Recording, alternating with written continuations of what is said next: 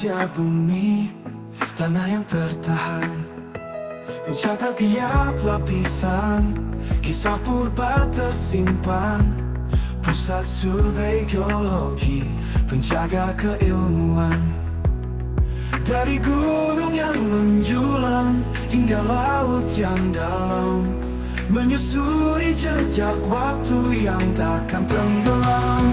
Kami menggali makna dari bumi yang bisu, menjaga sumber daya masa depan yang padu, membaca petahan, menjaga keselamatan. Pusat Survei Geologi hadir untuk kemajuan.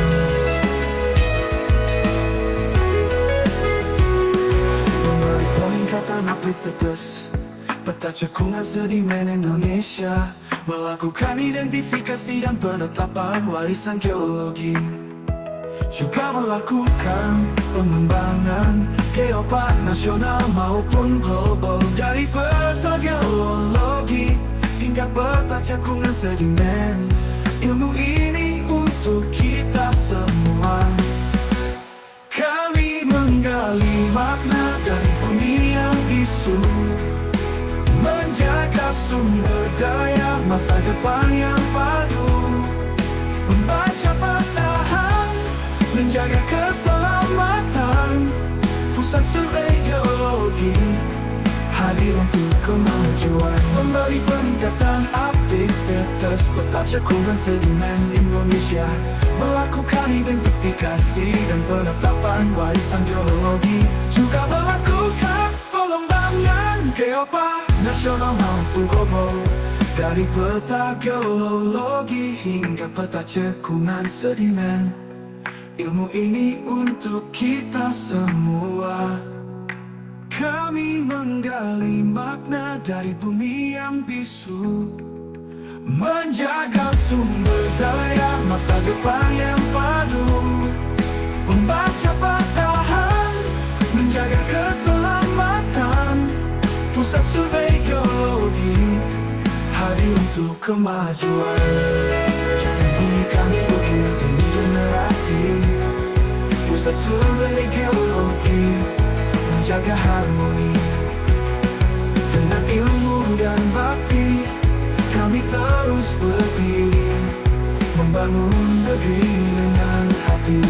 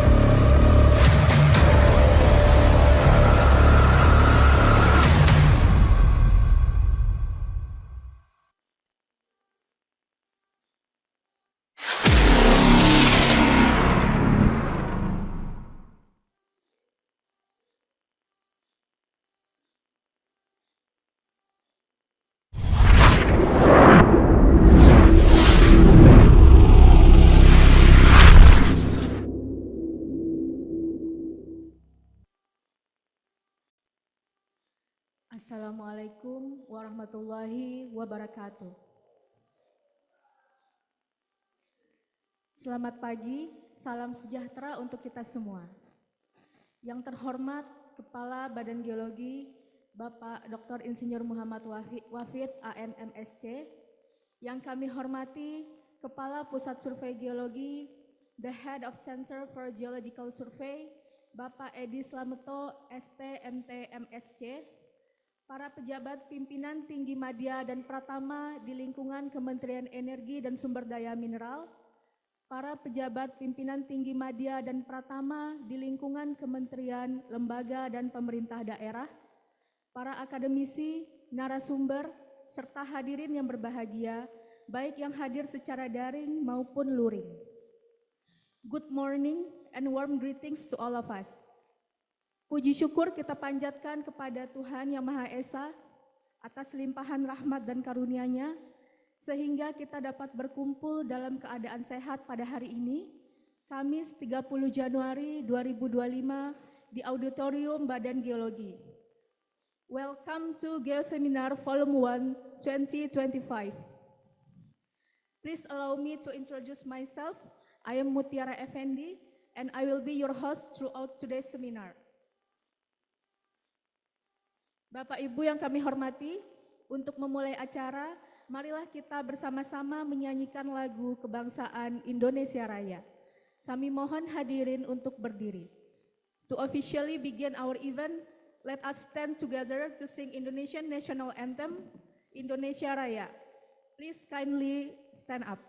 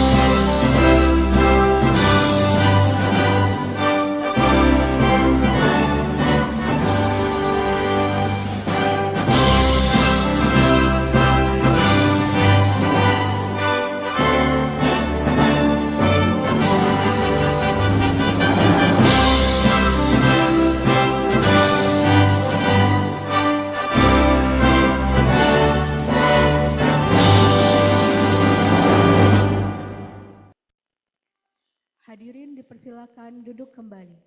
Please be seated.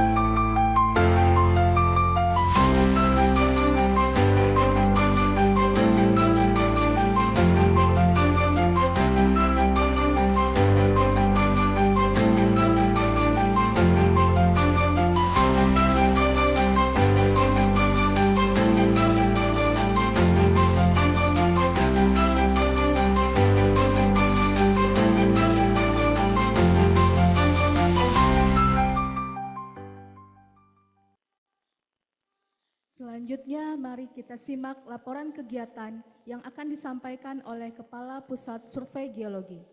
Next, we will hear the event report presented by the Head of Center for Geological Survey. Kepada Bapak Edi Slameto, kami persilakan. Baik, terima kasih Mbak Mutia. Suara saya jelas ya?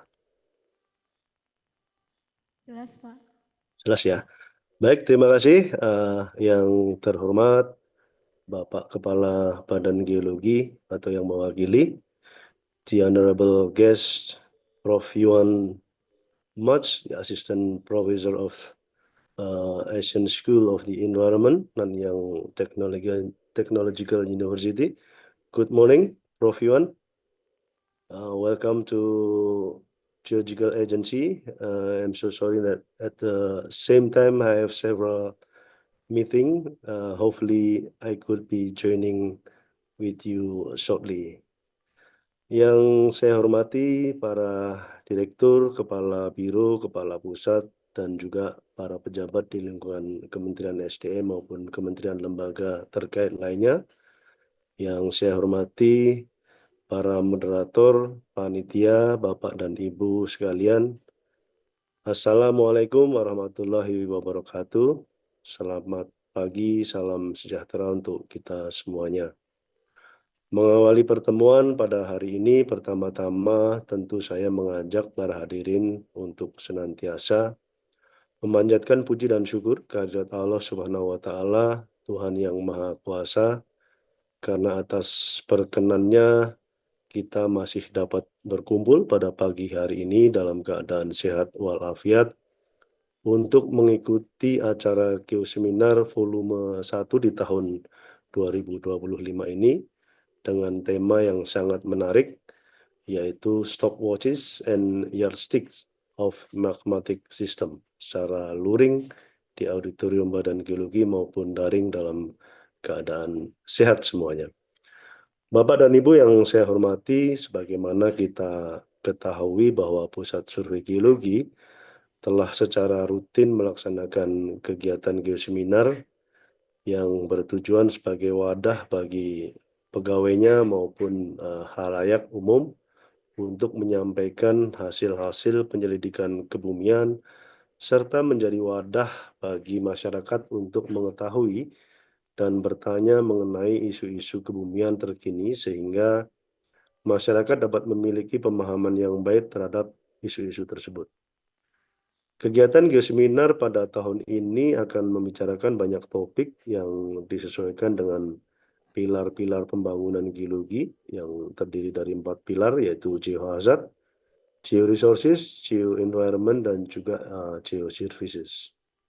Beberapa topik yang sebelumnya pernah dibahas dalam acara geoseminar tersebut seperti aspek geologi, geohazard pada geopark, kemudian natural hydrogen sebagai sumber energi baru, kemudian juga CCS atau Carbon Capture and Storage sebagai solusi net zero emission, serta topik-topik lain yang sangat menarik untuk didiskusikan.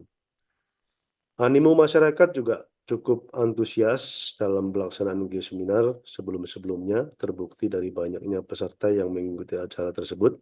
Dan tentu ini menjadi gambaran yang nyata bahwa ternyata semakin hari semakin banyak masyarakat yang memiliki awareness ya, terhadap topik geoseminar dan juga fenomena kegeologian. Tentu ini menjadi hal yang membahagiakan. Dan di awal tahun 2025 ini, bekerjasama dengan the Asian School of the Environment, Nanyang Technological University, Geoseminar hari ini akan membahas bagaimana proses magma mengalir dari dapur magma menuju permukaan bumi, dan bagaimana dengan mengetahui proses tersebut kita dapat memprediksi karakteristik letusan gunung api yang akan terjadi. Kedepannya tentu masih terdapat acara geoseminar volume berikutnya yang membahas topik-topik mengenai ilmu kebumian lainnya yang tidak kalah menarik dan wajib untuk disimak. Bapak dan Ibu para undangan yang berbahagia, kami mengucapkan terima kasih kepada para narasumber, Prof. Euan Mutch, para moderator, Mas Arief, dan juga para tamu undangan yang telah berkenan hadir pada acara Geoseminar pada pagi hari ini. Harapan kami bahwa nantinya acara Geoseminar yang diadakan ini mampu untuk memberikan manfaat yang sebesar-besarnya, baik kepada seluruh peserta yang hadir maupun bagi khalayak masyarakat yang terus memberikan perhatian kepada topik-topik yang menarik di dalam Geoseminar yang selalu akan kami perbarui. Akhir kata dengan mengucapkan Bismillahirrahmanirrahim, mewakili Bapak Kepala Badan Geologi, acara Geoseminar tahun 2025 ini, dengan ini secara resmi saya nyatakan dibuka. Akhir kata saya ucapkan terima kasih. Wabillahi taufik wal hidayah. Wassalamualaikum warahmatullahi wabarakatuh. Saya kembalikan kepada moderator, silakan. Terima kasih kepada Bapak Edi Slameto atas laporannya. Sebelum kita memasuki acara inti, saya ingin mengingatkan bahwa nanti pada pukul 10 tepat kita akan berdiri untuk mendengarkan lagu Indonesia Raya sebagai bagian protokol dari kementerian. Before we start it, I would like to inform you that at 10 o'clock we'll stand up to hear Indonesia National Anthem Indonesia Raya as the protocol from the ministry. Hadirin yang kami hormati, kini kita memasuki acara inti. Seminar hari ini mengangkat tema Stopwatches and Yardsticks of Magmatic Systems. Acara ini akan dipandu oleh moderator kita, yaitu Bapak Arief Prabowo ST, Earth Scientist from Geological Agency. Narasumber luar biasa kita pada hari ini adalah Euan JF Mutch, Assistant Professor at Asian School of Environment, Nanyang Technological University, Singapore. Kepada moderator dan narasumber, kami persilahkan untuk memulai sesi pemaparan dan diskusi. We now invite our moderator and speaker to commence the presentation and discussion session.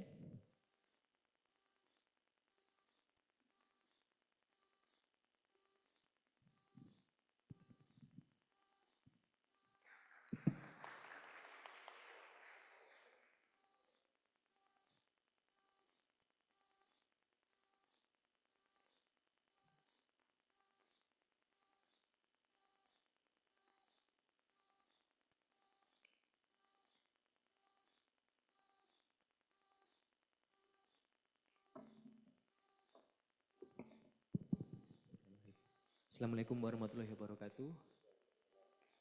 Selamat pagi Bapak Ibu, mohon izin semoga berkenan kami memandu kegiatan pada sesi ini dengan menggunakan bahasa Inggris.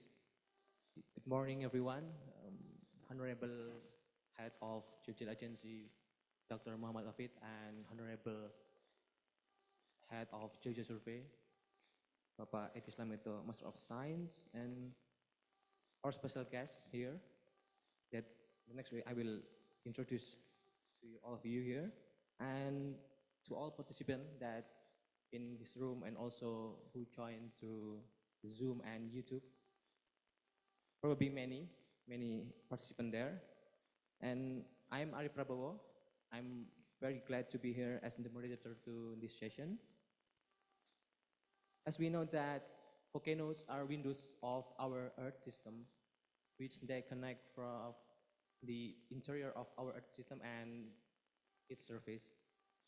And probably volcanic activities generates both positive as well as negative consequences to nearby people or communities and environment.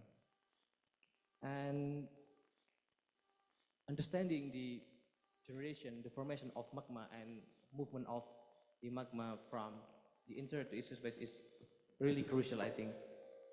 For example, in eruption mitigation, this knowledge is very useful to understand or probably can predict the future of volcanic eruptions. And before the presentations, I will share a brief introduction of our speaker today. So he is Euan G.F. Mutch, is it true, right? Who currently serves as assistant professor at the Asian School of the Environment Nanyang Technology University and principal investigator at the Earth Observatory of Singapore as well. He is an expert in igneous petrology and volcanology with extensive expertise and research in experimental petrology, geochemical microanalysis, and numerical modeling of magmatic system. He graduated his master in geology from the University of Bristol in 2014 and PhD from the University of Cambridge in 2019. He also completed postdoctoral positions at the University of Maryland and Columbia University before he joins with NTU and EOS. And today, Euan will give a talk about stopwatches and yardsticks in magmatic system for around 30 or 40 minutes. And following that, we have the Q&A session for about an hour. So yeah, please Euan, the stage is yours.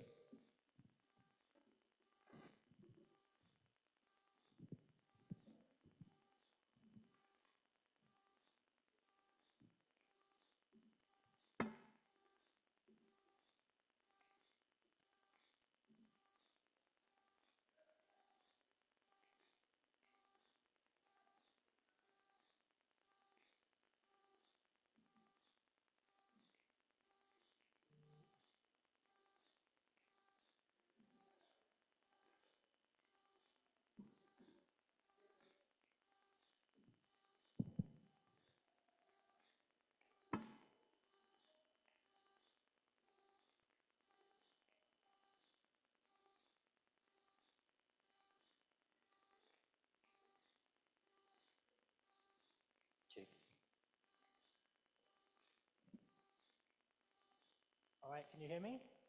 Yeah? Great, well, yeah, thank you for the warm welcome, terima kasih. It's great to be here. So yeah, I'm going to be talking about petrological tools that we can use to understand the structure and timescales of magmatic systems and the processes that operate beneath volcanoes.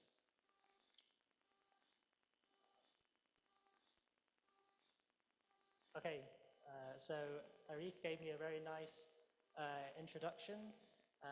But yeah, so I only started at the Asian School of Environment about a year ago, so I'm pretty new to the area and finding my feet. And so this is a really nice opportunity to meet lots of new people. But my research really combines fieldwork, high pressure temperature experiments, geochemical microanalysis, as well as numerical models to understand where magma is stored, as well as the timescales of processes that operate deep beneath volcanoes. So here's a picture of me, a much younger version of myself, looking at some rocks in Iceland. Likewise, here is a cold seal vessel used to kind of simulate the conditions beneath volcanoes. So pressures about 1 or 2 kilobars, so depths of about 3 to 6 kilometers. Here's a kind of one of the outputs of one of these experiments, so kind of a series of crystals that we analyze. And then on the bottom, here we have a numerical model of a 3D olivine crystal with melt inclusions inside. So if we have time, I might be able to get onto that.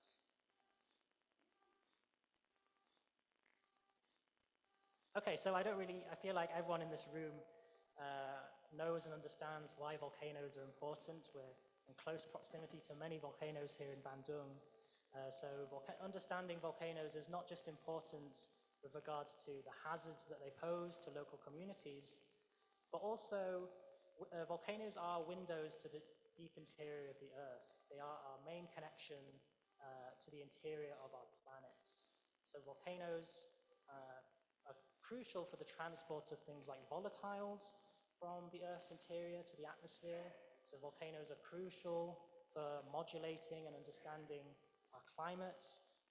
Likewise, for the transport of critical metals, things like copper, nickel, rare earth elements, things that are crucial in our drive for a kind of greener and more sustainable economy.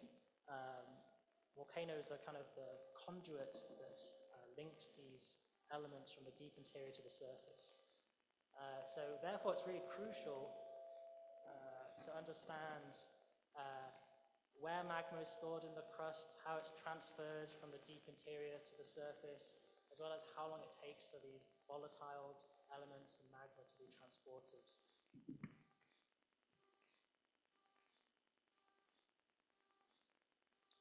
So our concept of volcanic systems and magmatic systems has transformed over the last 20 to 30 years. So if I showed you a figure on the left, this was kind of the classic interpretation of what subvolcanic or magmatic systems look like. So we have a volcano, not too unlike the ones outside, and deep beneath that we have a large kind of magma chamber, which we previously interpreted as being a big boiling vat of liquid melt, which then supplies the volcano, and this crystallizes and evolves and fractionates. However, more recently, a combination of geochemical as well as geophysical observations actually suggests that magmatic systems beneath volcanoes are actually fed by this extensive transcrustal magmatic system. So if you look on the right, the magmatic system extends all the way from the base of the crust all the way to the shallow crust. And there's the interconnected lenses or sills, and these are what we call ephemeral, which means they don't last very long, whereas the rest of the system is actually dominated by what we call crystal mush. So a mixture of crystalline solid with tiny bits of melt in between the gaps.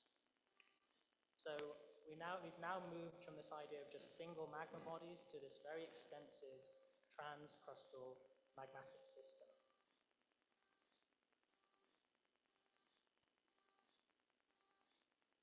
So in this talk, we're going to look at some stopwatches, so means of timing how quickly magmatic processes operate. And so the main stopwatch that we can use is looking at what we call disequilibrium in volcanic crystals. So here we have this very nice chemical map of a sample from Iceland. And so what we can see is the different mineral phases. We have blue, which is what we call plagioclase. We have this like olive green. This is a mineral called olivine. And then this dark green is clinopyroxene, and then the surrounding orange or yellow is glass.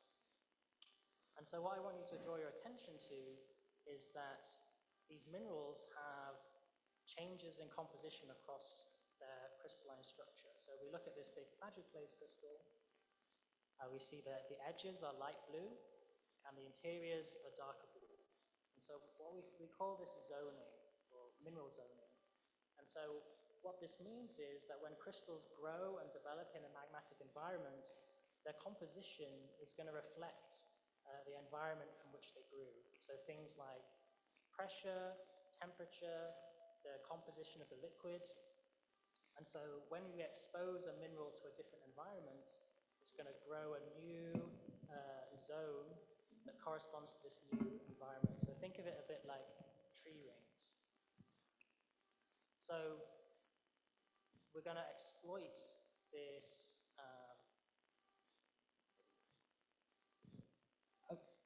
Sorry. Okay, I'm a bit louder now. As I was saying, we can use this change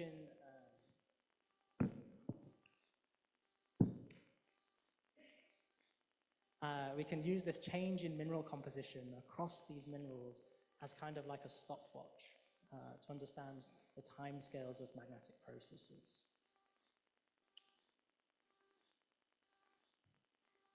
And so this stopwatch is what we call diffusion chronometry. And so here on the left, you have this nice figure of a subvolcanic system. And so what would happen is if we have an intrusion of a new magma into the the magma body. We can then basically grow minerals of a certain composition in panel A. Then exposure to a new environment, so changes in temperature, pressure, the oxygen fugacity or the melt composition is going to cause a new rim to grow around the outside. And this is what we see here. And then, so minerals really like to be what we call in equilibrium with their surroundings. So what this means is they want to be basically at one with the melt in which they grew. So minerals really don't like to be zoned. They don't like to have changes in composition across the crystal. They all like to be homogeneous. So we have this process called diffusion, which will try to smooth out these chemical gradients over time. So we can see on the right we have a GIF or a GIF, which shows that we start off from a very sharp interface corresponding to crystal growth. Diffusion is going to relax this over time until the mineral eventually becomes homogeneous or in equilibrium with its surroundings. And so we can actually model this process mathematically using kind of partial differential equations like this. So this is Fick's second law. So if we make some assumptions about what the crystal looked like initially, so maybe we use like a step, and then if we know something about how fast these elements diffuse through time at a given temperature, so people do experiments at high pressures and temperatures and simulate diffusion of elements. So if we do this, we can then model from our initial conditions, like a step, through time until our crystal profiles and our models match. So we measure chemical profiles across these minerals, and then we basically use a model to match through time to match our observations. So this method has gained a lot of popularity over the last 15, 20 years because it provides a crucial link between petrology, so observations we make deep beneath the surface, and geophysical monitoring methods so observations we can make at the surface. So there's been a lot of studies of exciting studies like bang, month scale eruption triggering at Santorini volcano, or linking decadal to monthly timescales of magma transport in caldera volcanoes. So this method is truly like powerful for linking the geology and monitoring methods and linking process to observations we see at the surface. So I've talked about the stopwatches. There's now the yardsticks. So a yardstick is basically a tool of length of measurement, right? So in addition to understanding time, we need to know where the magmas were stored initially. And so to use that, we can use the composition of minerals and their inclusions to kind of reconstruct where magmas have been stored. So here on the left, we have this very nice chemical map of a clinopyroxene crystal. And as you can see, it's been really, it has a very fine zoning. So just like a tree ring. So each of these zones grew in a different environment, maybe a different pressure, a different temperature. So by analyzing each zone, we can reconstruct where this crystal was throughout its history in the magmatic plumbing system. So these crystals are like witnesses to an event. They all have a different story, but hopefully when you interview them all, they're all going to give some consistent information. So we can measure the composition of these minerals, and people have done high pressure temperature experiments and calibrated mineral compositions to pressure temperature conditions. So this is what we call a geobarometer or geothermobarometer. And so if we measure their compositions and then use these models, we can reconstruct where these crystals have been. Likewise, in the middle, we can use melt inclusions. So these are tiny little bits of melt that are trapped inside crystals. So these are also little capsules that record where these crystals grew. And so we look at the volatile contents of these little inclusions and use solubility relationships to reconstruct where minerals are stored and where they grew. And finally on the right, this is actually a geobarometer that I developed during my master's work at the University of Bristol.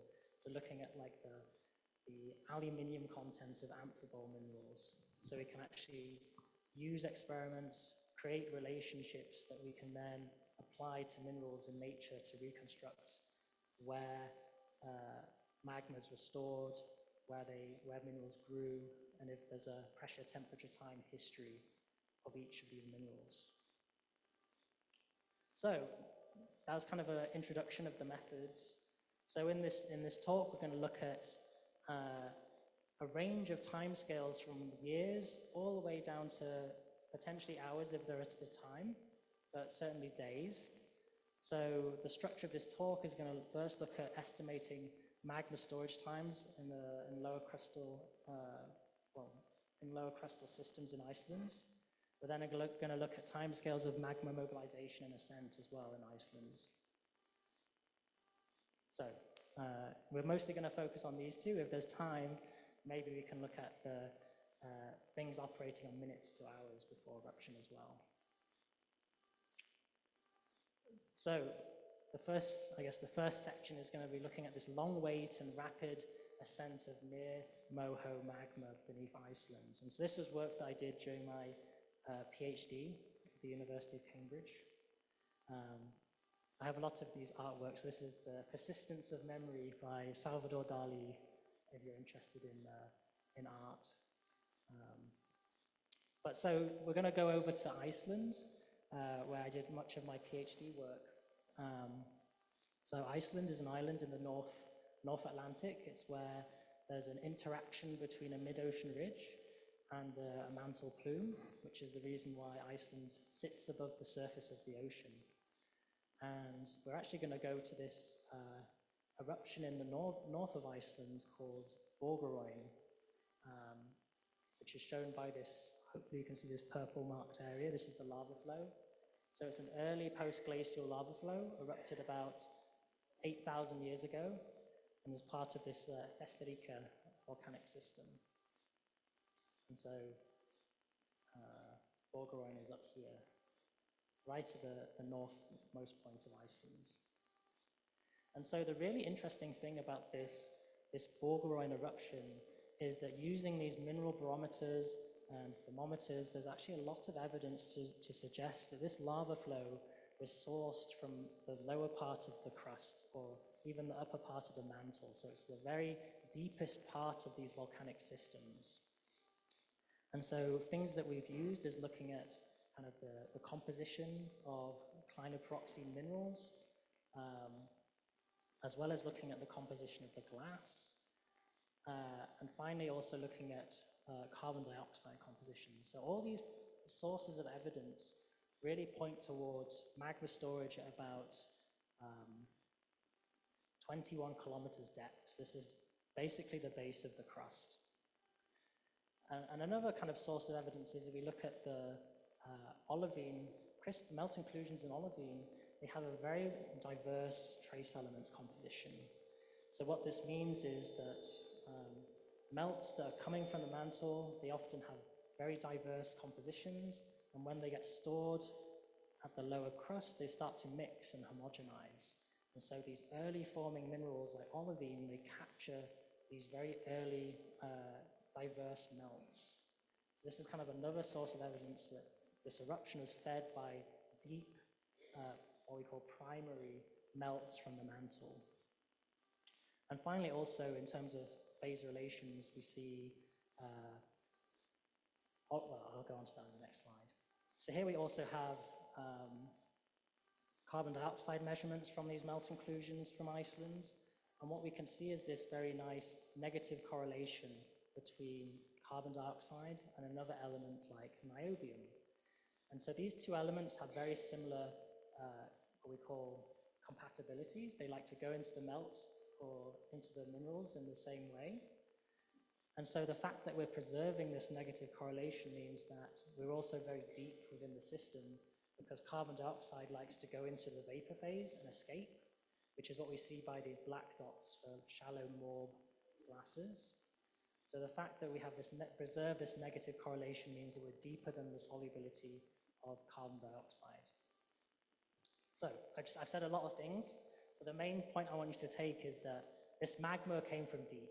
It was near the base of the crust. So part of my PhD work was looking at what we call cumulate nodules from Iceland. And so here we have these very beautiful chemical maps of these nodules where we have olivine in green, clinoproxene in a darker green, and then we have spinel in this kind of purpley color. And so what we can see is that clinoproxene is surrounding the olivine. And this is another source of evidence that these magmas were sourced from deep, just because of the order of crystallization of certain magmas. Olivine will come first. In shallow systems, then it'll be plagioclase, and then it'll be clinoproxene. Whereas in deeper systems, it's going to be olivine, then clinoproxene. So anyway, so these are some of like the biggest spinels that I've ever seen, and they were super cool. And so we look at these are aluminium maps of these objects. The main thing I want you to notice is that these spinel crystals are zoned. So they are darker in the interior and lighter on the outside. And likewise, this zoning also scales with the mineral size. So the smaller spinels are almost homogeneous, whereas the bigger spinels retain their zoning. So this gives us some evidence to suggest that this is a diffusive process whereby these spinel minerals are re-equilibrating with their new environments. They're diffusing with tiny little melt channels between the crystals. So we can actually use this diffusion process in these spinels, looking at the exchange of elements like aluminium and chromium as a means to extract information about the timescales in which these nodules were stored deep beneath the crust or the mantle. So what we did was we did some 2D diffusion modeling of these spinels. So we assumed they were initially homogeneous. We modeled the diffusion through time. And what we ended up getting, using a temperature of about 12 or 15 degrees, a pressure of 0.8 GPa, and an oxygen capacity close to FMQ, we were getting timescales on the order of about 900 years for the sky, maybe 20 years for this guy, and maybe about 1700 years for this spinel down here.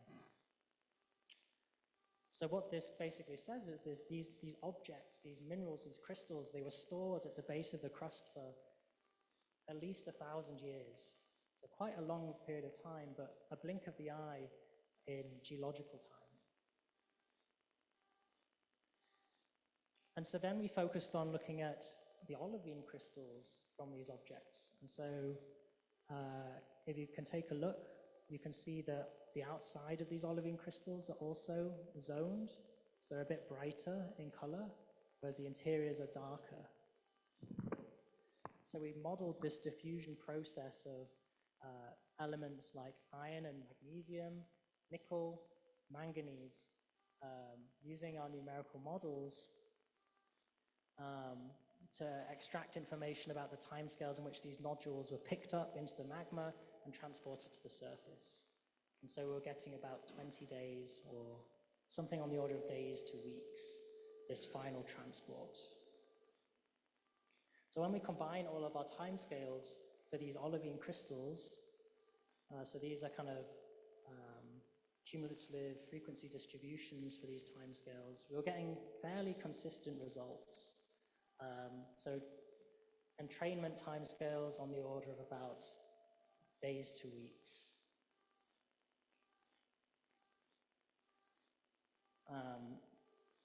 And so when we compare our decompression rates to other systems globally, what we find is that kind of magma ascent rates on mid-ocean ridges can be just as fast as other tectonic settings like subduction zones or continental rifts. So we're getting very rapid ascent timescales on the order of weeks, days to weeks. So to kind of summarize all of these observations, here's the story of the kind of Borgeroin magma. So we provide one of the very first estimates of magma storage times for near MOHO primary magma at kind of any tectonic setting. So the MOHO defines the boundary between the crust and the mantle. So here on the right, we have this image where we form this magma body. So primary mantle melts from the mantle. They stall at this boundary between the crust and the mantle. They start to mix and homogenize. These olivine crystals start crystallizing and settling out. We then develop this crystal mush. So kind of a mixture of crystals with tiny amounts of melt in the gaps. And this clinopyroxene is going to crystallize and form in the gaps. And we have these spinel crystals, which are kind of re-equilibrating with these tiny little melt channels in the gaps. And so this will take place over hundreds to thousands of years. And then just before eruption, these nodules are disturbed and entrained. They're carried into the new liquid and brought to the surface over days to weeks. So this final mixing and transport takes place over very short timescales. And so more recent work looking at dissolution of clinopyroxene on the way to the surface actually says maybe this final ascent can occur in just a few days. Okay, so the Borgeroin eruption happened 8,000 years ago, and there was no one around with a seismometer or any kind of geophysical monitoring methods back then. And so, kind of, as I mentioned before, the crucial thing about diffusion chronometry is our ability to link observations of these deep processes to signals we can detect at the surface. And so, about 4 years ago, there was another big eruption in Iceland called the Fagradalsfjall eruption. And so this is actually a modern analog of the Borgeroin eruption. And so you can see this eruption made a lot of the news, headlines, lots of people are standing very close to the lava flows and looking at it. But there's a lot of kind of, there's a lot of petrological evidence to suggest that this magma was also sourced from the base of the crust. So in the build-up to this eruption, in January 2020, there were some earthquakes and surface inflation at this place called Svartsengi over here.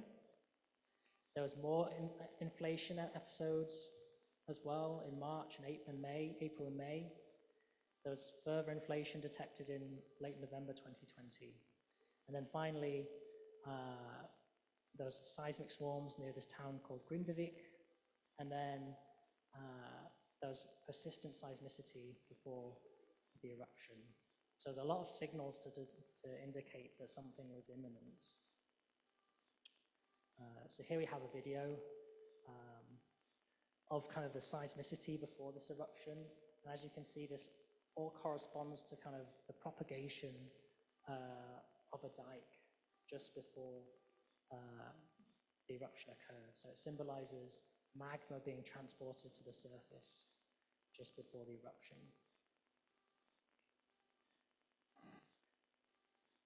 So again, there was looking at the minerals erupted from this, from Fagradalsfjall. There was a lot of evidence again to suggest that this was the magma was stored near the MOHO, near the boundary between the crust and the mantle. And so we can use our techniques to estimate the timescales of these magmatic processes. So we looked at diffusion in olivine. So here we measured compositional profiles across olivine crystals, so looking at iron, magnesium. But we also looked at another mineral as well called plagioclase, and we looked at magnesium concentrations in this mineral as well. And so by modeling the timescales of these two minerals, we got complementary records. So do they tell the same story, or do they tell different stories?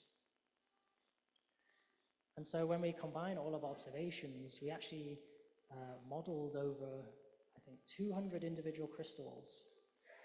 And what we find, so this is a time series from the 16th of January, well, this is all the way from January 2016, all the way up to the 1st of, well, January 2021.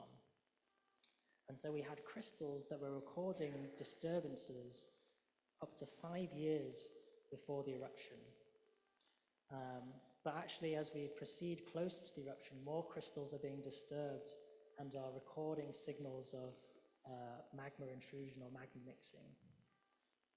And then the blue line here and the red line correspond to seismic unrest, so cumulative number of seismic earthquakes, as well as kind of the seismic energy release. So this didn't really start ramping up until maybe 2020. So the key result to take from this is that the crystals are recording events a lot earlier than what the seismics are recording. So the magma is thinking about doing something long before it's starting to show signs of eruption or unrest. Another key result actually as well is that the plagioclase and the olivine crystals give very nice, consistent results as well. So when we come to think about what these timescales actually mean and linking them to physical processes, we define what these timescales mean in terms of different phases of the eruption.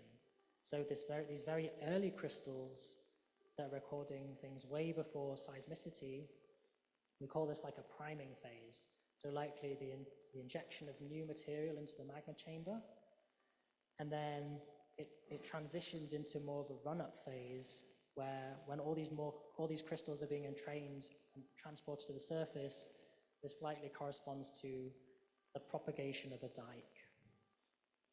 And so some volcanologists and earth scientists have used numerical models to try and understand the physical processes that may be happening in magma bodies before an eruption. So here's a video from this paper by George Bagans. And this simulates kind of the intrusion of a new magma into a magma body. And so we have what these, you can see these red regions. This is the new hot magma. It's being injected into a crystal mush on top. And here's like the blue is a liquid magma. And so each of these tiny little pixels is an individual crystal that's interacting with the new magma and the new melt. And so as I mentioned, each of these crystals are going to be telling their own individual story. They're going to interact with this new melt at a different time and maybe at slightly different conditions as well. And so over time, we develop what we call this mixing bowl, where this new magma is mixing with the resident crystals. It forms like this kind of, funky style mixing bowl. And so eventually over time, more and more crystals are entrained into this new liquid. So they're going to grow new rims, they're going to respond and diffuse and give new timescale information. So if I go back to the start of the video, basically these earlier crystals in 2016, these are the guys that are going to be recording the initial intrusion when the new melt was initially injected into the system. And then over time, as more and more crystals are kind of entrained into this new melt, our population that we've analyzed and recorded is also going to record shorter timescales as more crystals are interacting with this new magma. But anyway, it's a pretty cool video. So,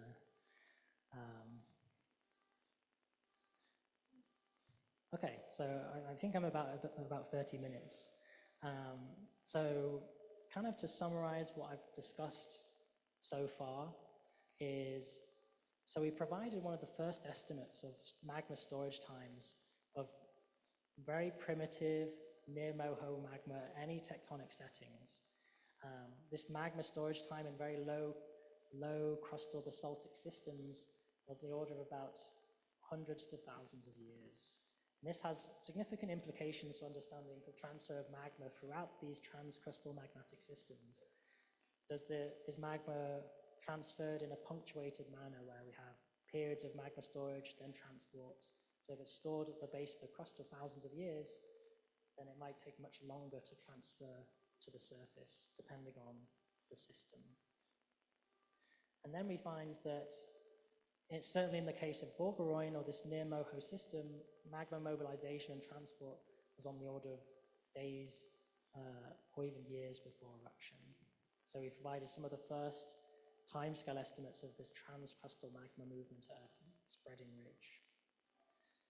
And so in the case of Fagradal's Fial, it's really important then that we can combine petrological and geophysical observations, because it can reveal information about mobilization and transport mechanisms of magma. Also, it can provide information about the limitations of our monitoring networks. Certainly for these very deep systems where the crust is a bit more ductile, less likely to fracture and form earthquakes. So these deep systems might not give geophysical evidence of eruption until much later. So this is the red box that summarizes what I talked about. So kind of for future research directions, I'm very interested in understanding what are the timescales of magma storage in arc lower crustal systems. Can we improve the uncertainties on these thermobarometers and get better depth estimates? So one caveat I failed to mention is that uncertainties on geobarometers can be quite large. And this just relates to the nature of the calibrations or limitations on experiments. So can we do a better job of reducing our error bars down to get better constraints on the structure of these magmatic systems? And likewise, can we link populations of diffusion timescales to these physics-based models to understand how magma moves through the crust, how is it entrained? And crucially, I think what's also very interesting is trying to optimize our monitoring methods based on our petrological observations. And this goes on to linking petrological observations to monitoring methods at active arc volcanoes. So those who I've talked to before, and I kind of want to mention again that like in Singapore, we have this very large research project looking at kind of the interactions of volcanoes and tectonic features in the Southeast Asia region, particularly looking at kind of large caldera forming eruptions, which I'm kind of leading a part of. So this is kind of directions that I'm very interested in looking at, is linking geophysical observations, monitoring methods and petrology in this region, as well as understanding how volcanoes and tectonic faults, as well as large scale tectonics, mutually influence each other. So yeah, we can talk about this later in discussions, but I'm leading this section called section B. And so, yeah, I think really important future directions, certainly in this region, is linking geophysical monitoring methods as well as petrological observations, not only just to optimize our monitoring systems, but also to provide greater understanding of volcanic systems. So here's a really nice study by Dini, who's in the audience, looking at kind of linking geophysical observations and petrology at Merapi volcano. And so really to understand what we see at the surface, we really need to understand the structure, the processes that happen at depth. So petrology is super, super important. And so what Dini found was by combining seismic velocities in the region, as well as geothermobarometry, they found there was a consistent storage depth beneath Merapi at about 15 to 20 kilometers. So if we have this knowledge, then we can then optimize our seismic networks to then try and detect seismicity at this depth. So when earthquakes start occurring at about 15 to 20 kilometers, they might tell us something about magma propagating to the surface for future eruptions. So thank you for listening. I think I've run out of time. If I have more time, I can talk about faster diffusing elements.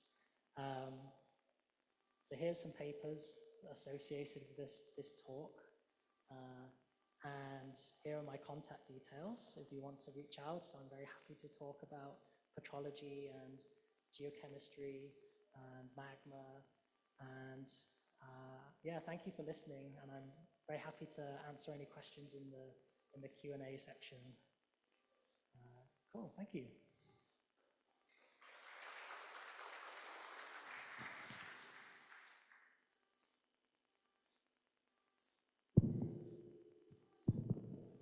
Thank you, Euan, for giving such insightful topics for today's Geoseminar. Probably I just give us to sum up some notes that the importance of the composition of minerals in the rocks is really useful to understand the process. And the important one is about how to combine the petrological and geophysical aspect. It implies that multidisciplinary research is really important to understand everything about probably in geology, and especially in that one just discussed about the volcanic eruption. So yeah, it's quite interesting. And we are now moving to the Q&A sessions. We will select the first 3 questions. Please raise your hand and mention your name, and don't forget your affiliation or institution before asking. Probably you can ask using in bahasa that's, or in English is, yeah, it depends. Probably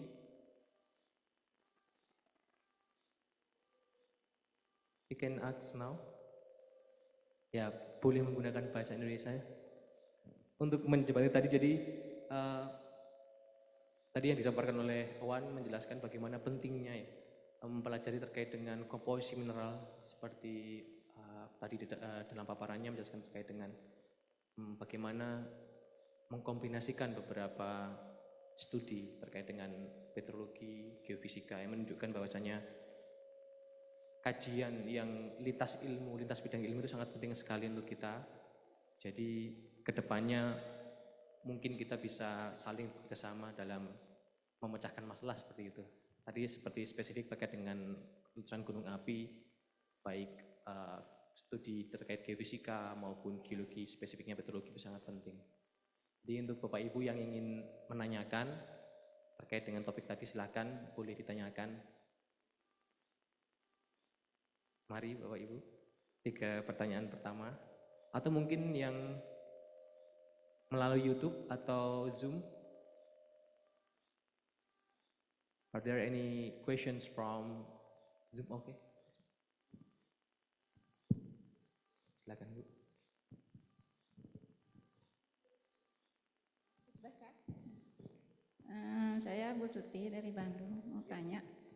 Untuk ada beberapa kasus yang gunung itu udah lama tidak aktif ya, terus tiba-tiba menjadi meletus tanpa bisa diprediksi.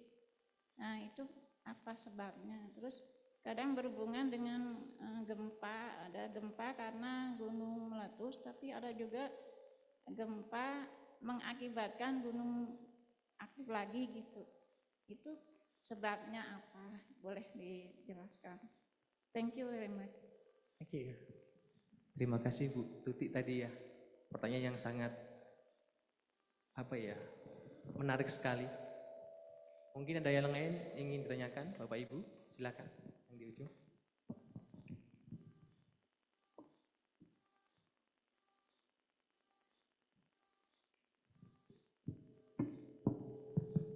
Thank you. My name is Hesti, and I am quite interested in your physical model.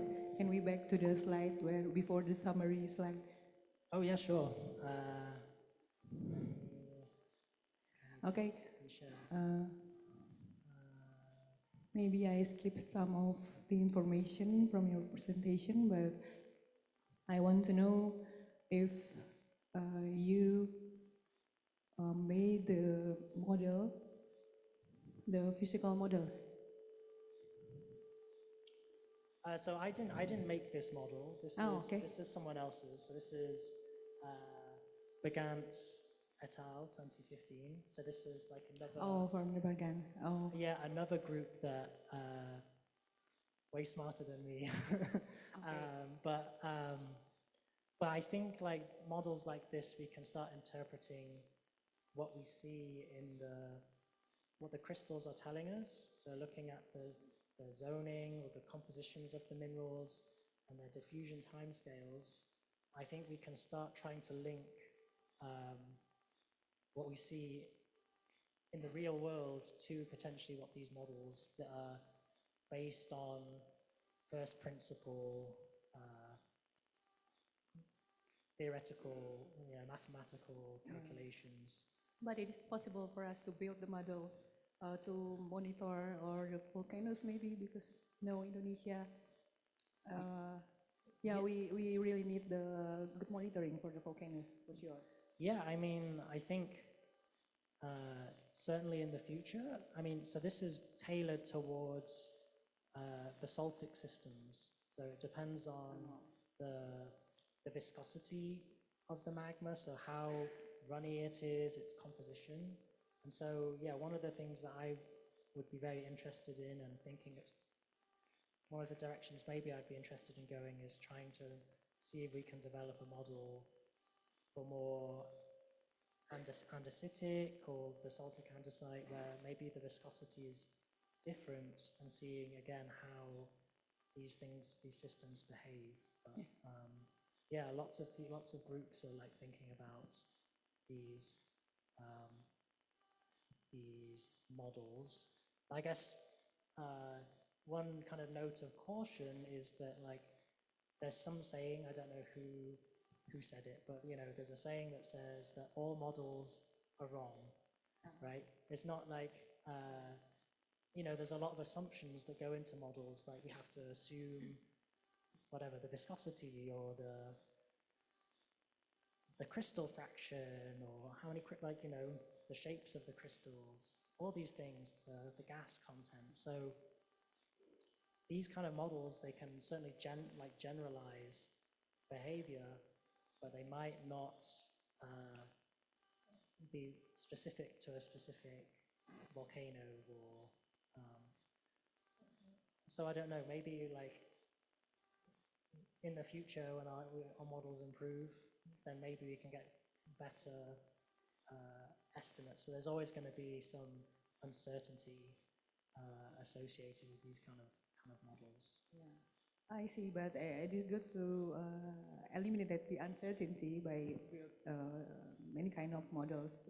One of them is this kind of model, and the simply question I want to ask is if we need to build one model, what kind of data besides the seismic data can we use another geophysical data or another control using the geophysical methods? Or in your presentation, I see you also mention about the geochemicals or petrological data, something like that. Yeah. I mean, I think, I think this is going to be a bit of a flaky answer, but I guess it's like the more data we can get, the better our predictions and observations are going to be, right? So like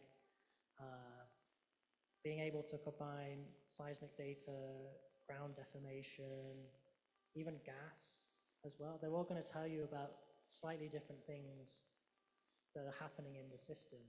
So like seismicity might tell you more about the shallower part of the system, like large length scale ground deformation might tell you maybe something a bit deeper.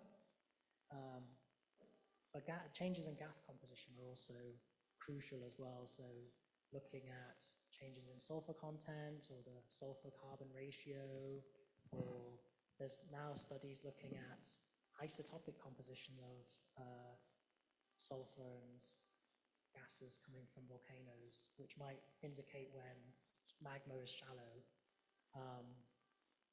So yeah, I guess the key thing is trying to link all of these things to petrology, because petrology is really the one way we can get information about the deeper system. So even though you can only get petrological information after the eruption has happened, right? You can't, I mean, people have drilled down into volcanoes, and I wouldn't recommend it, but it's one of those things that if we can start understanding patterns of behavior and past eruptions using the petrology, then that might help us understand what future eruptions might look like. So yeah, I feel like to feed into these models, as much information as possible is better. But obviously, we're limited in some ways based economically and what's physically viable. So I guess we also just have to work with what we've got as well. Okay. So, sorry, Euan. So, in the first question from Bututi, she explained about the temporarily inactive volcano. Then the volcano is just suddenly erupt, and she asks about how to mitigate or to study about the dormant volcano or relatively currently inactive volcano to predict the future of the eruptions. And she asks about the connection about the earthquakes that happen in that volcanic area there. So is there any connection between the earthquake and the further volcanic eruptions?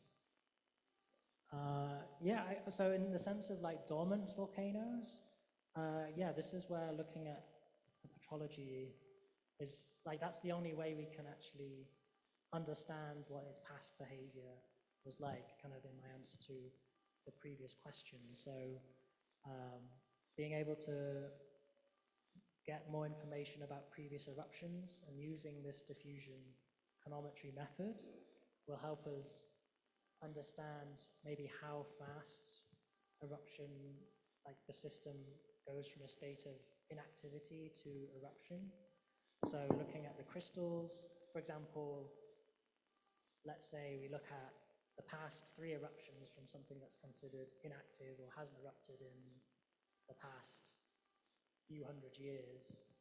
If all these previous eruptions give a time scale of a year or, I don't know, half a year, then if we start seeing kind of earthquakes beneath this volcano, then it might give some indication of something might happen in I don't know, a year or so. Likewise, if we look at the crystals for where the magma might typically come from, if we know that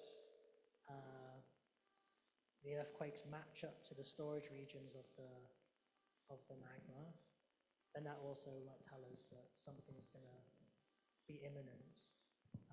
But of course, these inactive volcanoes or things that have been dormant don't usually have as well, not as well monitored. So there's that kind of caveat as well. Did that answer the question?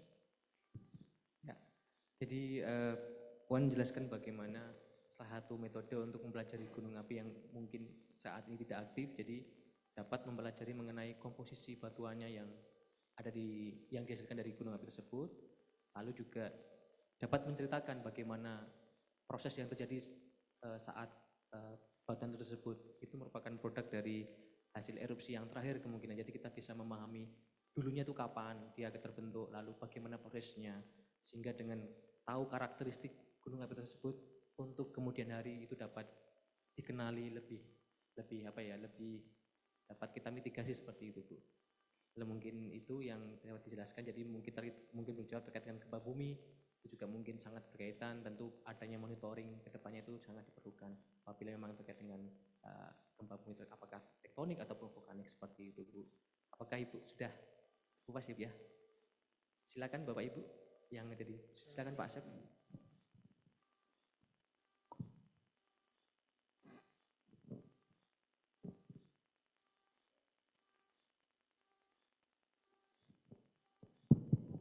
All right, thank you. My name is Asep from Center for Geological Survey. It's a very interesting presentation. So mainly couple slide of the in your presentation about the future direction of in the volcanic study research. So I was interested because Indonesia is many active volcanoes, right? 127 volcano and almost 89 is an active volcano. So sometimes we are confused between when the volcanic erupts and then, oh, this is the phreatic eruption, and then other hand, this is magmatic eruption, and then the conclusion is this is a phreatomagmatic eruption. So I'm interested the linking between the petrological analysis and the monitoring for an active volcano. Is any suggestion from us for us that what type of the tool or assessment to predict between or to define the phreatic and the magmatic erosion? Mainly, sometimes we can confusing about, oh, this is a phreatomagmatic eruption. So it's any suggestion for you that the type of assessment for that, mainly from the petrological analysis. Also, this is the instrument to use to identify that type of the cases. Thank you. Yeah, that's a really good question, actually. Yeah, it might not be so simple, but yeah, because as someone who's like worked mostly in Iceland, where most things are magmatic, right? And then coming to Indonesia, where there's a mixture of phreatomagmatic, magmatic. But I think in some ways you can still maybe discern some aspects using the crystals. So you could, my impression is like a lot of phreatomagmatic eruptions are derived from kind of shallow, so like water interacting with a shallow magma body that then, or something in the conduit that then erupts and explodes, right? Whereas a magmatic eruption is driven from deep. So a new intrusion of new magma that drives the eruption.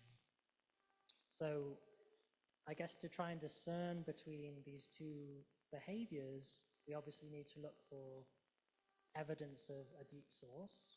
So the crystal, like looking at crystal storage depths, if we're getting things sourced from deep, that could also suggest that it's a magmatic source. In the case of, say, phreatomagmatic behavior, where it's shallow, diffusion might reset a lot of the crystals.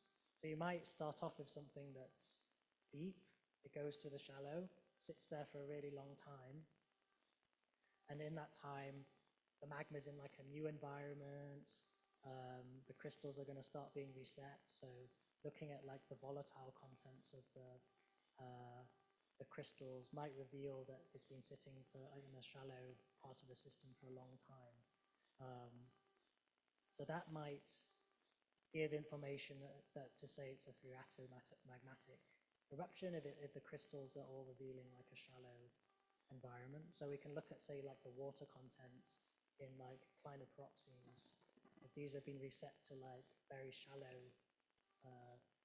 depths, then it probably says the magma was sitting in the conduit for a long period of time. So maybe it was phreatomagmatic. But then this is like also important why we need to combine the geophysics and the petrology as well, right? Because the geophysics can also tell us maybe some information about if there was a deep source as well. So yeah, it does take a bit of like, it's not the easiest thing to like discern, because you do need to, like a lot of petrological studies are like, they take a long time, right? You have to pick a lot of crystals, you have to mount them, image them, and analyze them. It does take, so it's not an answer you could get instantaneously, but maybe I don't know, you could also try and look at the shapes of the morphology of the ash or fragments. That might also tell you some information as well. But yeah, it's one of those things that it does take a little bit of time to get a good answer, which is it's the problem with petrology, right? It's like we can't get the answer like the day after. It does take a bit of time because it's like detective work, right? You have to reconstruct what happens. And I know that some places are now trying to do like this rapid response petrology where they like analyze it the next day, but that can only tell you like some things, like certain things, like just the composition, which might not be something that tells you whether it's phreatomagmatic or magmatic. So yeah, it's kind of yes and no. It's not the best the best answer, but yeah. Okay, sorry Euan, we have question from Zoom. So Mas Wahid, bisa ditampilkan pertanyaannya untuk di Zoom. Oke, oh silakan Pak Diki dapat menanyakan secara langsung. Oh, boleh langsung? Silakan Bapak. Oke, siap. Terima kasih. Suara saya terdengar jelas ya? Hello, hello Euan. How are you? Oh, hi. Okay, I have one question actually related with your presentation, but unfortunately I was not from beginning to see your presentation. So it is interesting that your model I saw in the last minutes of your presentation before the summary, and also maybe related with the previous presentation actually, the occurrence of limestone. For example, like in the case of Tangkuban Perahu volcano and also Merapi volcano, is there any relationship between the occurrence of limestone formation near to the volcano and interaction between magmatic source from the chamber and this limestone formation, because we know that calcium carbonate can also produce gas when it is heated. That is the first question. And then I think the continuity of this question is related with the clay minerals as the product of pyroclastic. Since we are in the landslide research, many clay problems appears and then causing landslide in some places. And it is related with the clay minerals. For example, like alteration. What do you think about this occurrence of clay problems in the pyroclastic product?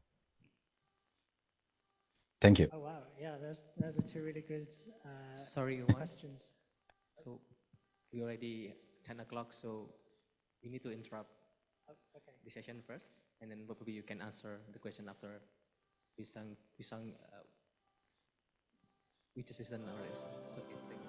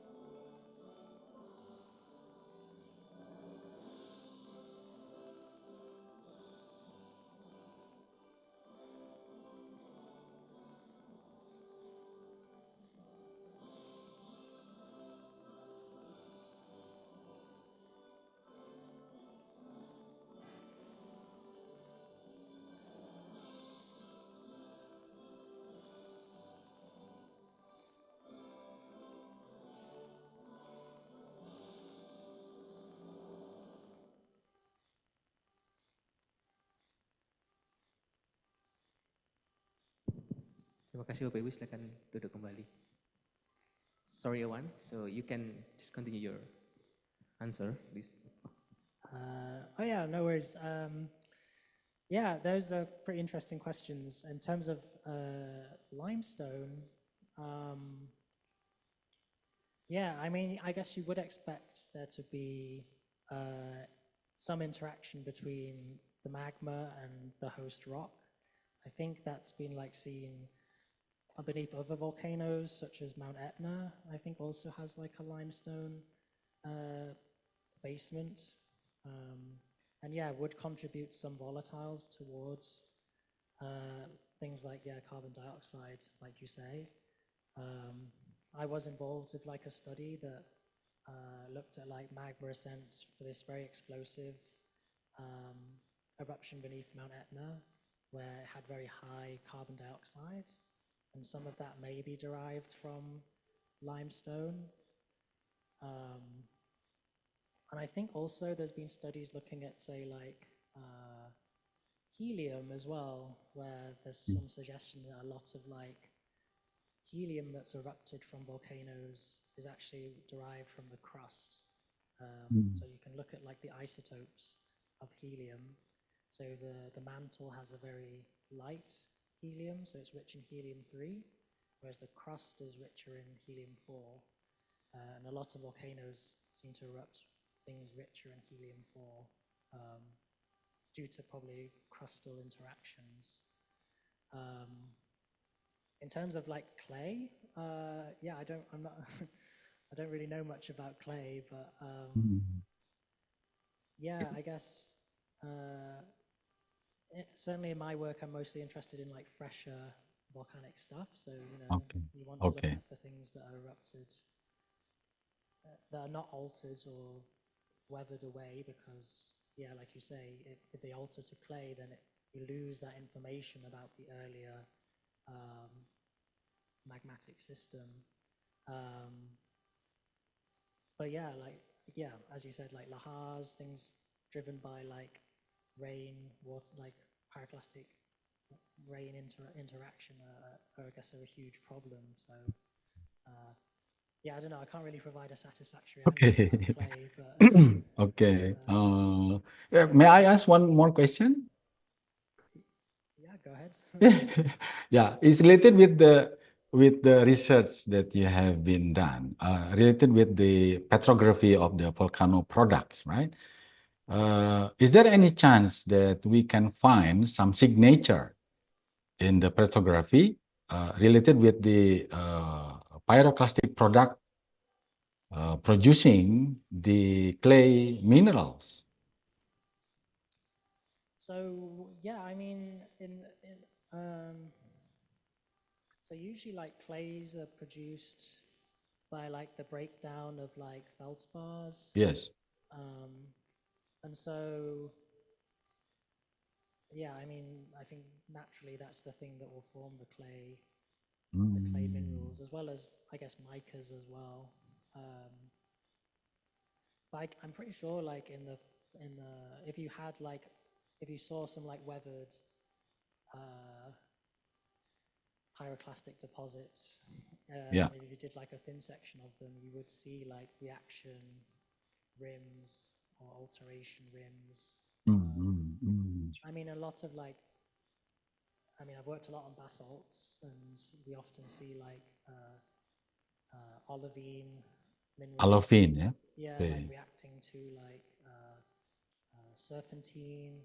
So yeah, I think you would see these kind of reactions. That would be signature of this yeah, you would see the volcanic product. If you prepared your sample in a certain way, I guess, like Okay. maybe in the thin section process, a lot of the clays might get washed away or whatever. Okay. But, yeah. Okay. I think if you Because many cases in our landslide events are related with the volcanic products actually. So it will be very helpful if we can find relationship between this, let's say, the signature in the magma and then the volcanic products that are distributed around the volcano and then we can see the distribution of these clay minerals. That's my point actually. Yeah. Oh, so are these landslides like occurring at the same time as the eruption, or like? Oh no. Maybe because it's altered, it will the event will be after the eruption. Of course, it takes time to do that one. But in many cases of landslide, we found that the events are taking place in the volcanic product, the quaternary volcanic product especially. Yeah. Okay. Yeah, I suspect. Yeah, if you Okay. would probably find if they were like much older deposits, Okay. then there's certainly been enough time for reactions to take place. So yeah, you could potentially see them, but I mean I can't. Okay. Okay. Thank you, sir. Thank you, sir. Terima Thank kasih, you. Pak Kiki Muslim atas pertanyaannya. So, one, we have 2 more questions from Zoom. I can read questions, sorry. The first questions from, I don't know, this anonymous attendance. The question is, some active volcanoes erupt without deformations. How do we view these situations? Can you please explain? Yeah, that's also a good question. Yeah, so some volcanoes do erupt without showing signs of deformation, and so that could be possible evidence. My laptop's running out of battery. It could be some evidence that the magma is sourced from quite deep. So like usually the shallower the magma body, the more pronounced the deformation signals are going to be. So if things are sourced from quite deep, usually the deformation is going to occur on a much broader scale, but would be more kind of invisible to what we can see. So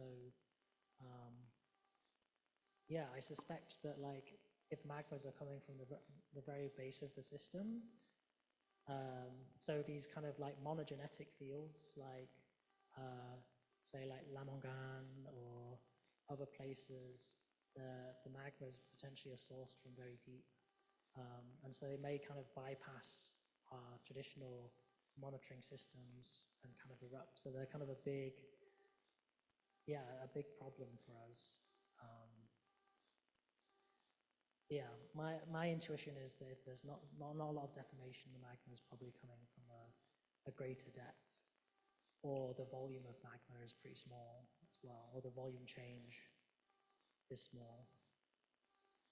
Okay, thank you. For the second question, it's from Duwina. She's a student from Geophysical Engineering of UPN Veteran Yogyakarta. So she asks about, are there benefits from magma modeling or geophysical modeling in magmatic eruption, something like that? So can you explain? Probably she wants to know more about the geophysical modeling in magmatic system. Yeah, I mean, I guess there would be benefit to doing kind of geophysical modeling of magmatic systems. At least it might give us some sense of what to look for if an eruption were to happen. So if we, like I said, we need to know where the magma is stored, and also its kind of composition, its volatile content. So if we can model, say, the development of like the exsolution of volatiles, which causes an overpressure in the magmatic system, then that can give us a sense of how long things may take or what signals to look out for.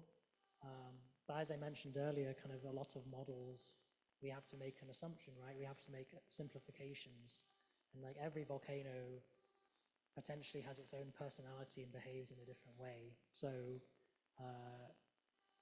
if we were to apply these models, we have to try and make them as specific to the volcano of interest as we can, but even then there's still going to be some uncertainties. Hopefully that answers the question. Iya, jadi karena diminta untuk mentranslate ke bahasa Indonesia, coba saya jelaskan. Jadi intinya modelan geofisika sangat penting sekali dalam mempelajari terkait dengan proses pembentukan dan pergerakan magma, lalu juga dengan metode geofisika juga kita bisa memahami konfigurasi bawah permukaannya terkait dengan magma tersebut. Apalagi mungkin beberapa tools ataupun metode geofisika dapat mendeteksi tipe fluida atau volatil konten dari magma tersebut mungkin juga dapat bermanfaat. Lalu juga terkait dengan bagaimana memodelkan seberapa lama fluida magma tersebut akan bergerak ke permukaan, lalu juga beberapa gunung api tentu memiliki ketidakpastian sehingga memang modeling di geofisika itu sangat dibutuhkan sekali. I think it's enough for the question from Zoom. Mas Wahid, is there any? Okay, silakan.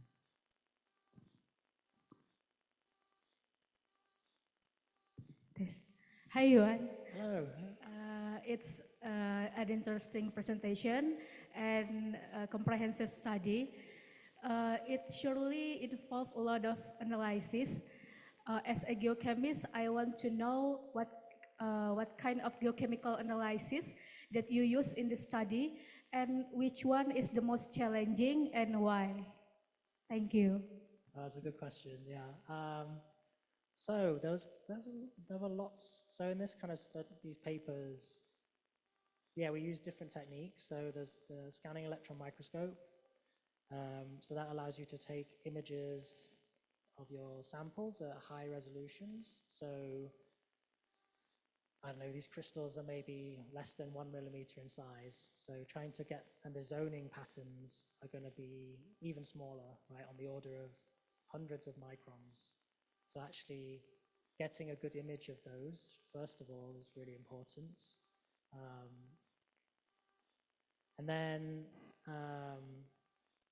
to actually measure the compositional gradients, we used a method called electron probe microanalysis. So this gives you like high resolution compositional data on the order of, like the spot size could be 1 micron in size, but you could get down to maybe 5 micron spacing. So yeah, I think in the sense of, and then there's also a method called SIMS, which is secondary ion mass spectrometry. And this allows you to, again, get very small spatial, high spatial resolutions, but can give you compositional information on really low concentrations, so on the orders of tens or hundreds of parts per million. So in the sense of the most challenging analysis, it's this SIMS method, and it's also very expensive, and you have to go to a special facility to do it. And the instrument always breaks, and anything in like science, you know, there are challenges. So I think that's the most challenging, but the most routine methods are, yeah, EPMA and SEM. But the key thing is really to make sure you have good standards. So like all the compositions are measured against standard compositions. And also making sure you calibrate the instrument properly. And so a lot of these measurements can take a lot of time, and especially if you're measuring lots of crystals as well. So usually these kind of studies require at least 20 to 30 crystals, and if you're then measuring a profile in each one with hundreds of spots, it all starts to add up quite a lot. So but again, it's like these are things we need to do to get more information and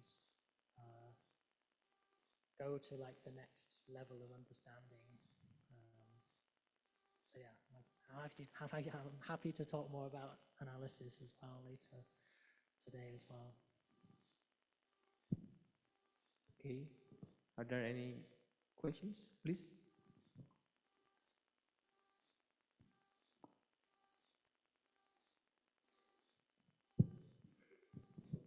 Okay, so my name is Indra.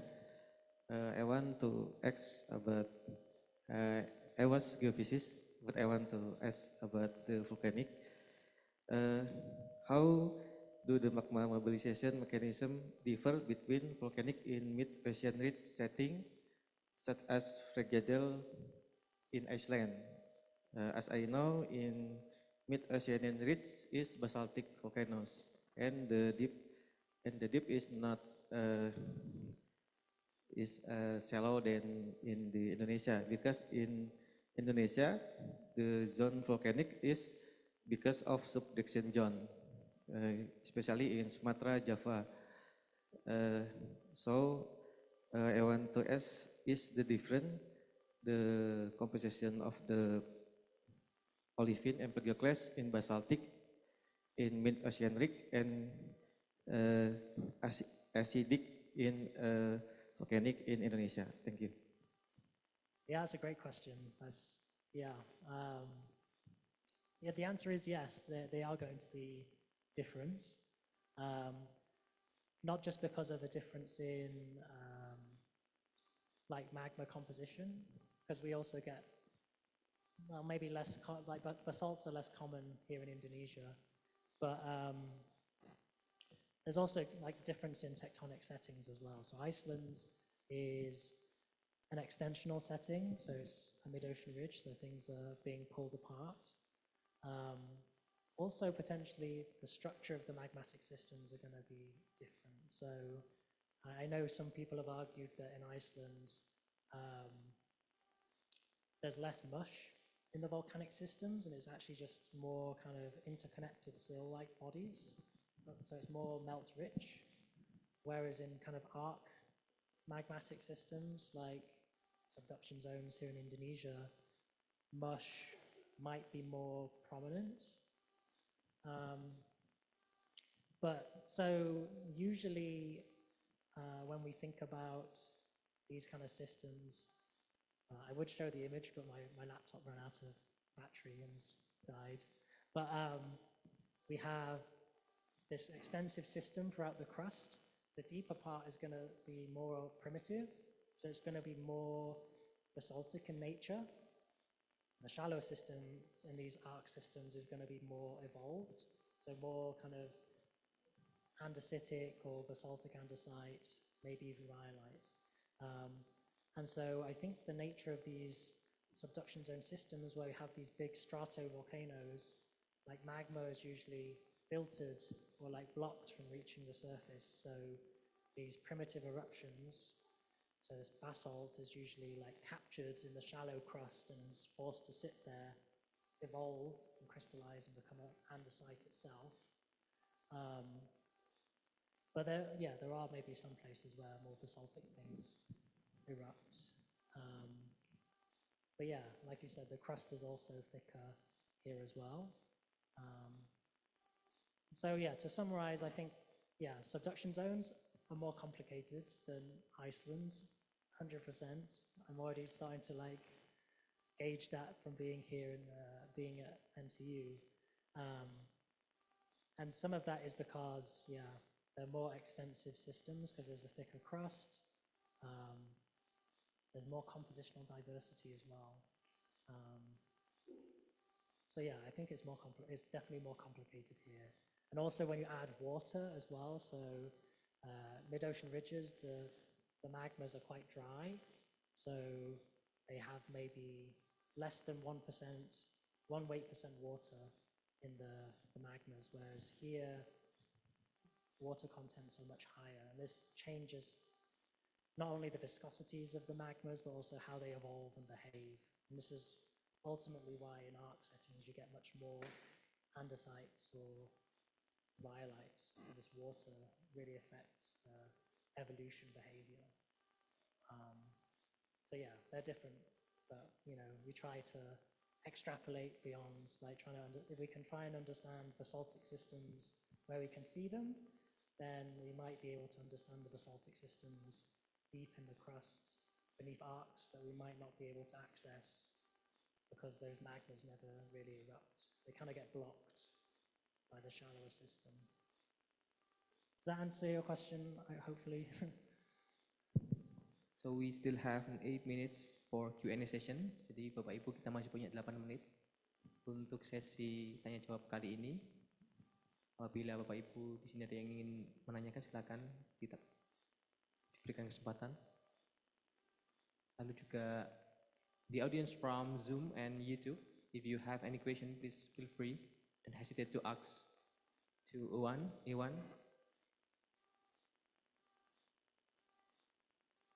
Mas Wahid, apakah ada pertanyaan? Tidak ada ya. Jadi mungkin dicukupkan ya Bapak Ibu untuk sesi pertanyaan ini. Jadi we appreciate all the questions, but due to the time limitations, we must conclude for this session. If you have any further questions, please feel free. Just contact Euan directly through his email or just ask after this session in the outside of the room. And then as we wrap up, I apologize for any errors or unacceptable manners or behavior on my part. See you at the next Geoseminar. Thanks for having us. Kembali ke Ibu Muti. Terima kasih. Yeah, thank you for listening. Thanks so much.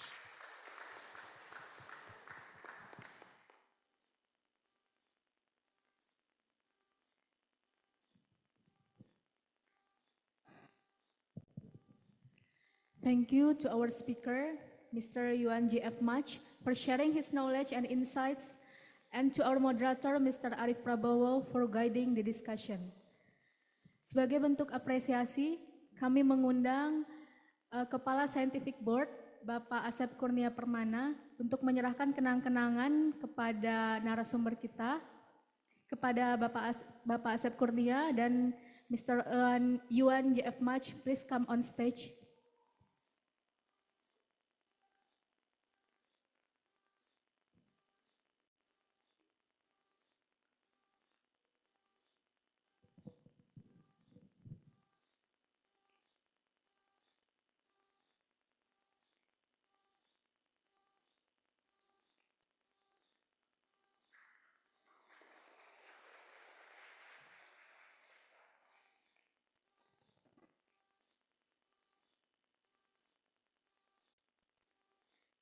Kepada Bapak Arief Prabowo, silakan maju ke depan.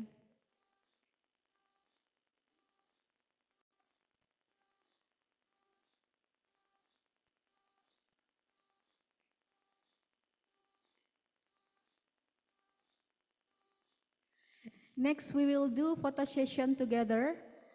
To all the scientific board, please come on stage.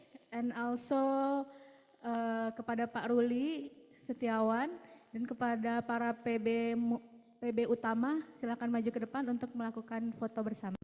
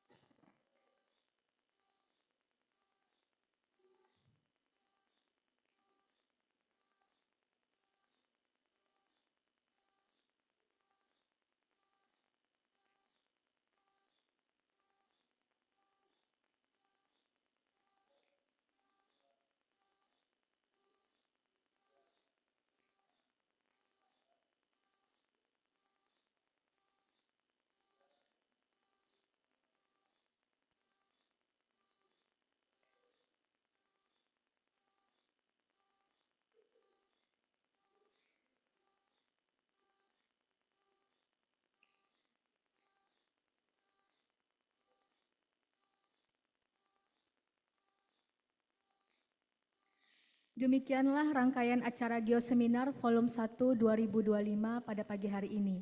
Kami ucapkan terima kasih kepada seluruh peserta yang telah hadir.